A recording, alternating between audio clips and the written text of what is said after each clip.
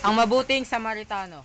May esklabang lumapit kay Jesus upang siya ay subukin. Guro, Anya, anong dapat kong gawin upang makamit ang buhay na walang hanggan? Anong nakasulat sa may kautusan? Anong nabasa mo roon? Ibigin mo ng buong kaluluwa, ng buong puso, ng buong lakas at ibigin mo gaya ng iyong sarili. Tama ang iyong sagot.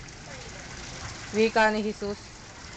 Gawin mo iyan at mabubuhay ka. Sino naman ang aking kapwa? May isang mandalakbay na buhat sa Jerusalem at kailangan siya ng mga tulisan.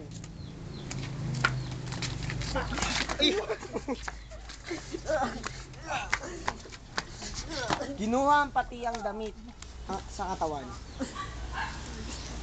Binugbog at halos patay ng iwan.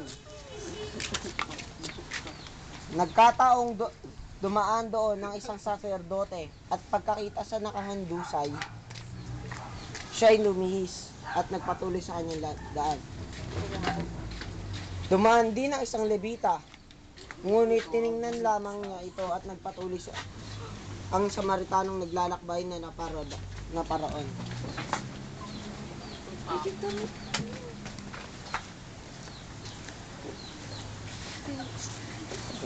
At tinulungan siya.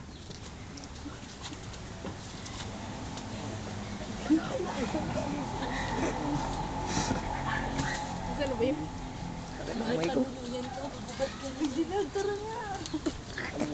Milag. Ako na ang magsasalita sa dyan. Alak ka mo.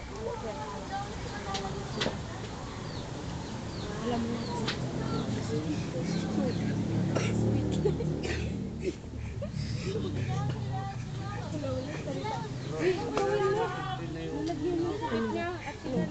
Binusa na lang isa't alak ang mga sugat nito at tinalian. Sakay sinakayang tao sa kanyang sinasakyang hayop at dinala sa bahay, panuluyan at inalaga.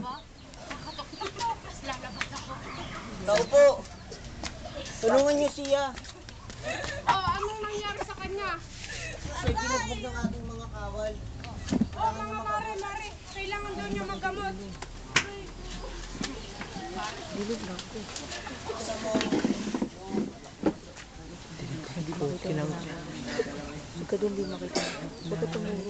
Kamutin niyo siya at ako'y babalik balang araw at babayaran ko ang kanyang mga kulangan na tilak.